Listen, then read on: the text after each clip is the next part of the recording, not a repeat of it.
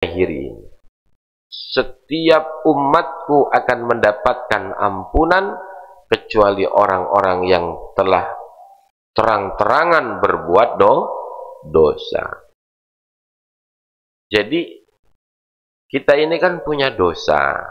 Dosa kita kadang disengaja, kadang-kadang terpaksa, kadang-kadang juga tidak disengaja. Sepanjang kita malu kepada Allah. Ya Allah, saya malu telah berbuat dosa. Mau berbuat dosa masih ngumpet-ngumpet itu karena malu. Ya, malu kepada Allah, malu kepada orang. Terus kita minta ampun, dapat tuh ampunannya. Nah, orang yang tidak dapat ampunan itu mujahirin, bukan muhajirin ya. Mujahirin, beda. Mujahirin sama muhajirin. Muhajirin itu orang-orang yang hijrah. Kalau mujahirin, orang yang melakukan dosa terang-terangan. Ya. Pacaran, zina terang-terangan. Gitu. Ya, terang-terangan itu minimal, ya kalau orang kayak kemarin itu termasuk terang-terangan itu, berbuat dosa di Hotel Bogor, laki-laki sama laki-laki, ya kan, ditangkap tuh polisi tuh. Saya lihat itu ada di Instagram, ya berapa orang, mana badannya gede-gede banget lagi tuh. Itu modelnya model badan kekar tapi melehoi. Laki-laki sama laki-laki, kayak kaumnya Nabi Lut itu. Kan ditangkepin itu berapa orang itu. Nah itu. Pacaran pada maksiat, kayak terang-terangan, itu akan sulit dapat ampunan Allah. Senang lagi. Terang-terangan, korupsi, apa segala macam. Ma dhahara fi qaumin zina war riba illa ahallu bi anfusihim azab Allah. Tidaklah perbuatan zina dan riba itu telah tampak secara terang-terangan di suatu kaum, kecuali mereka telah menghalalkan azab Allah bagi mereka sendiri. Ya, judi udah terang-terangan sekarang mah ya. Ngumpul nih orang-orang lagi nongkrong, dia main slot. Ya kan, slot judi tuh yang di HP tuh. Gitu. Terus zina juga sama seperti itu. Na'udzubillah, summa na'udzubillahi min dzalik. Wallahu a'lam bishawab. Udah jam 6 lewat 2. Ini baru makalah yang ke-10, ke-11 dan ke-12-nya insyaallah pertemuan yang akan datang. Ada pertanyaan? Ya, ini dulu yang depan dulu.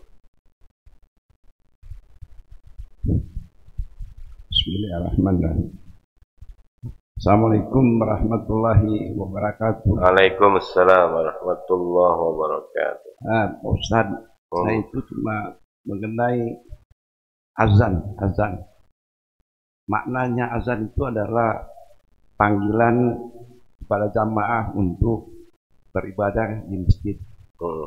Namun ya Allah, saya alami ini, ada yang azan ini dipergunakan itu pada waktu ada kita mengantar mayat dan meletakkannya itu di liang kubur, dan itu diazankan. Baru kedua, ada juga yang ibu baru melahirkan anak, nah itu dikomatkan. Nah, jadi pertanyaan saya, bagaimana menurut hukum dan syariat, sebab ada persepsi, ada yang melakukan itu, ada yang tidak. Mohon penjelasan. Terima kasih. Assalamualaikum warahmatullahi wabarakatuh. Waalaikumsalam warahmatullahi wabarakatuh. Di dalam Hasyiah Al-Baijuri menjelaskan wa yasunnul adzanu wal iqamatu aidan al-khulafal musafirina wa la yasunnul adzanu 'inda inzalal mayyit. Disunnahkan azan dan iqamah saat melakukan perjalanan, ya, dan tidak disunnahkan azan ketika menguburkan mayat. Jadi boleh diazankan, boleh tidak, seperti itu. Kalau mau melakukan safar, boleh. Kayak apa, mau umroh, mau apa, mau keluar rumah, diazankan. Tapi ada juga yang mengazankan bahwa ulama berbeda pendapat ketika hukum azan dan iqamah ketika menguburkan mayat. Ada yang mengatakan sunnah, ada yang mengatakan tidak seperti itu. Semua ada hujahnya masing-masing, ada alasannya masing-masing, seperti itu. Nah, kalau ahli sunnah wal jamaah, al-asy'ariyah, al-maturidiyah, itu disunahkan untuk mengazankan ketika mau masuk intikal. Tujuannya seperti itu. Sebagaimana ketika dia hadir di bumi, di dunia ini, diazankan, ya kan? Itu kan sunnah tuh. Azan sebelah kanan, qomah sebelah kiri ketika anak atau cucu kita lahir. Jadi kalau bapak punya anak, diazankan. Punya cucu, bapaknya lagi di mana-mana, ya, belum sampai ketika cucu lahir, kita yang mengazankan. Sebelah kanan sebelah azan, sebelah kiri iqamah, seperti itu. Jadi itu perbedaan pendapat ya, yang di makam atau yang ketika mengebumikan jenazah, seperti itu. Apalagi tadi? Ya. Tentang harta dan anaknya orang kufur itu menjadi bahan bakar api neraka. Oh, waquduhan nas wal hijarah. Jadi ya, kalau orang-orang yang ada di dalam neraka itu menjadi bahan bakar, dalam arti orang yang melakukan dosa kemaksiatan, tidak mau beribadah kepada Allah, itu kayak apa sih? Kayak minyaknya gitu. Bukan berarti Allah butuh manusia yang banyak kemudian, untuk kehati-hatian saja bahwa kita nanti bakalan diazab. Waquduhan nasu wal hijarah, yang bahan bakarnya itu adalah manusia dan batu, seperti itu. Kayak apa ya? Batu diminyaki terus dibakar, seperti itu. Untuk kita kalau berarti betapa banyaknya orang yang bakalan masuk neraka. Itu sebelumnya apa perintahnya? Ku anfusakum wa ahlikum, jaga dirimu dan keluargamu dari api neraka. Hati-hati makanya. Ketika kita, Masya Allah, kita jangan masuk surga sendiri, bapak-bapak, ibu-ibu. Anak kita punya pasangan, istri kita. Tapi jangan kemudian kita kayak umpamanya galaknya keterlaluan gitu. Pelan-pelan. Kalau kita nasihatin nggak bisa. Kalau kita nasihatin nggak bisa, kita berdoa. Biasanya kasih tahu aja anak atau cucu atau segala macam atau mantu. Manusia itu akan sadar dengan dua hal. Pertama nasihat, yang kedua kejadian. Ketika nasihat dia tidak pakai, nanti dikasih kejadian sama Allah.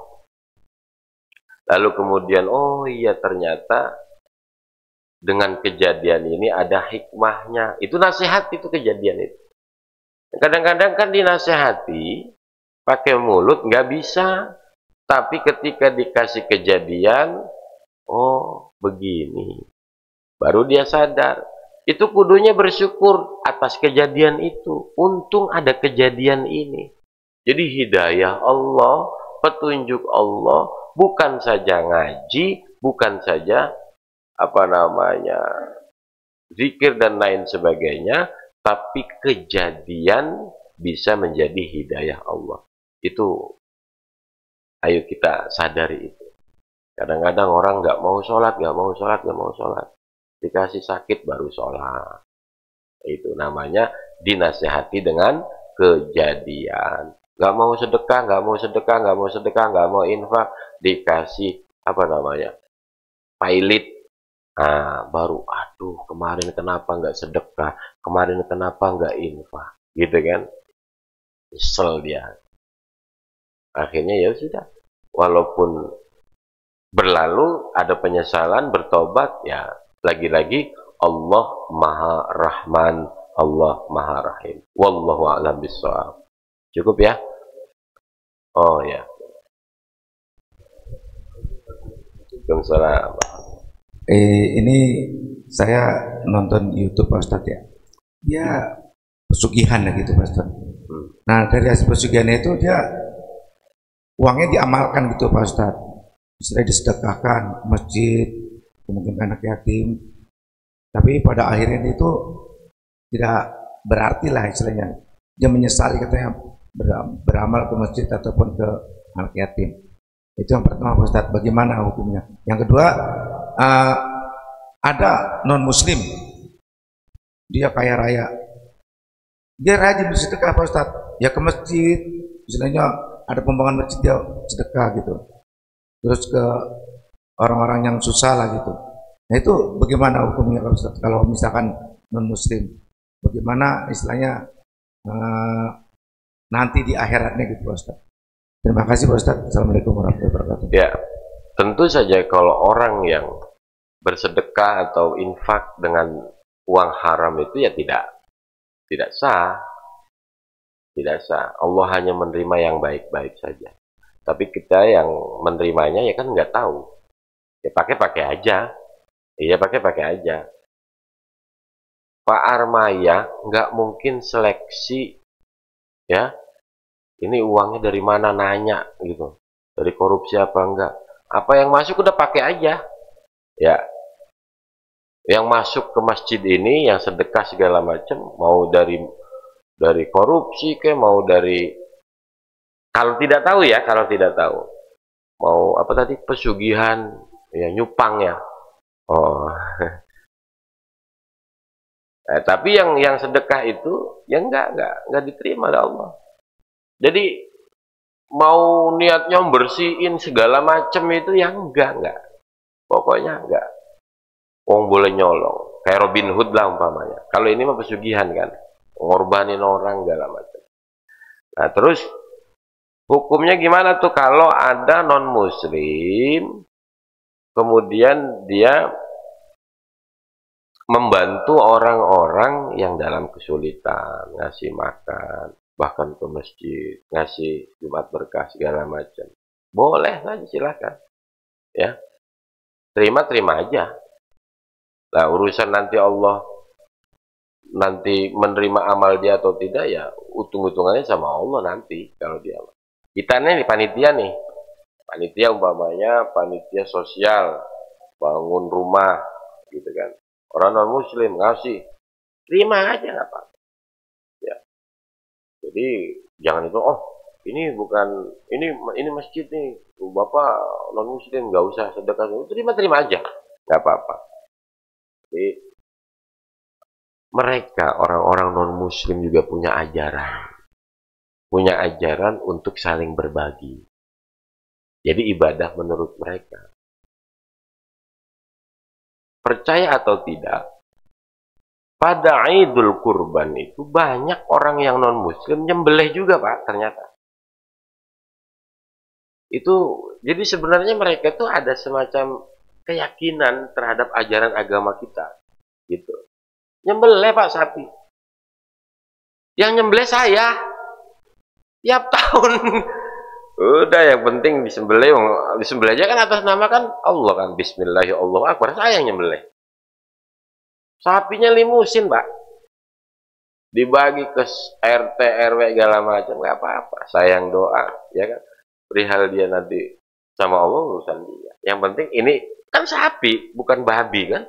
Sapi, saya yang nyembelih, menyebut asma Allah. Ya. Bismillahirrahmanirrahim gitu. Jadi di situ juga bukan atas nama, dia mah doa tuh. Semoga ini gitu. Ya saya doain aja nggak apa. Semoga apa namanya barokah, tulisannya semoga barokah juga. Ngerti barokah juga dia. Seperti itu. Iya. Saya nyembelih nggak apa-apa. Untuk berbagi seperti itu. Ada lagi? Monggo.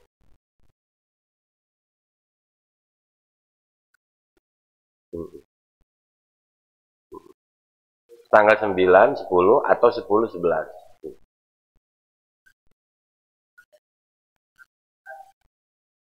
Enggak begitu.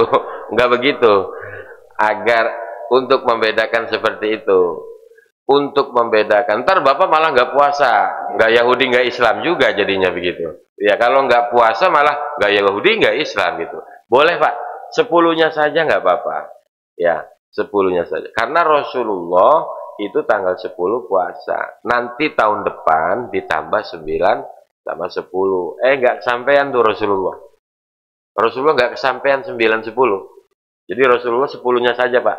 Jadi Bapak nggak Yahudi. Udah cukup ya? Wallahu a'lam bishawab. Allahumma shalli wa sallim wa barik ala sayyidina habibina syafi'ina wa karimina dzukhrina maulana Muhammad wa sallim radhiyallahu tabarakallahu ta'ala an kulli sadatina ashabi rasulillahi ajma'in. A'udzu billahi minasyaitonir rajim. Bismillahirrahmanirrahim. Alhamdulillahi rabbil alamin hamdan syakirin hamdan na'imin hamdan yuwafi ni'amahu wa yukafi mazidah. Ya Rabbana lakal hamdu wa lakal syukru kama yanbaghi li jalali wajhikal karim wa 'azimi sultanik. Allahumma salli ala sayyidina Muhammad wa ala ali sayyidina Muhammad. Allahumma nawwir qulubana bi nuri hidayatika kama nawwartal arda bi nuri syamsika abadan abada ya Allah. Ya Allah, terangi hati kami dengan cahaya petunjuk-Mu sebagaimana Engkau menerangi bumi dengan cahaya matahari-Mu selamanya ya Allah. Allahumma ya Allah, selamatkan kami, keluarga kami, anak cucu kami semua ya Allah. Selamatkan di dunia dan selamatkan di akhirat ya Allah. Kumpulkan kami bersama orang-orang yang soleh di dunia dan di akhirat ya Allah. Ya Allah ya Rahman ya Rahim, Zat yang Maha Pengasih lagi Maha Penyayang. Kasih kami, sayangi kami ya Allah, keluarga kami, orang tua kami, anak cucu kami semua ya Allah, dengan kasih sayang-Mu yang tak bertepi. Allahumma hafsil maqasidana istajib do'ana ya Allah, kabulkan, hafsilkan maksud dan tujuan kami ya Allah. Ya Allah ya Rahman ya Rahim ya Karim, Zat yang Maha Mulia, muliakan kami di dunia, muliakan kami di barzakh, muliakan kami di padang mahsyar, muliakan kami di akhirat ya Allah. Demi kemuliaan-Mu dan demi kemuliaan kekasih-Mu Nabi Muhammad sallallahu alaihi wasallam. Rabbana atina fid dunya hasanah wa fil akhirati hasanah wa qina adzabannar wa adkhilnal jannata ma'al abrar ya aziz ya ghafar ya rabbal alamin. Wa sallallahu ala sayyidina Muhammadin wa ala alihi washabbihi ajma'in. Subhana rabbika rabbil izzati amma yasifun wa salamun alal mursalin walhamdulillahi rabbil alamin. Qabul. Assalamualaikum warahmatullahi wabarakatuh. Assalamualaikum. Pengumuman untuk hari ini karena banyak yang puasa tidak disediakan konsumsi. Kemudian kedua pengumuman nanti malam ba'da Isya kita ada sholat tasbih. Dan terakhir esok Ahad ba'da subuh ada santunan yatim. Bagi Bapak Ibu yang ingin berpartisipasi bisa menghubungi pihak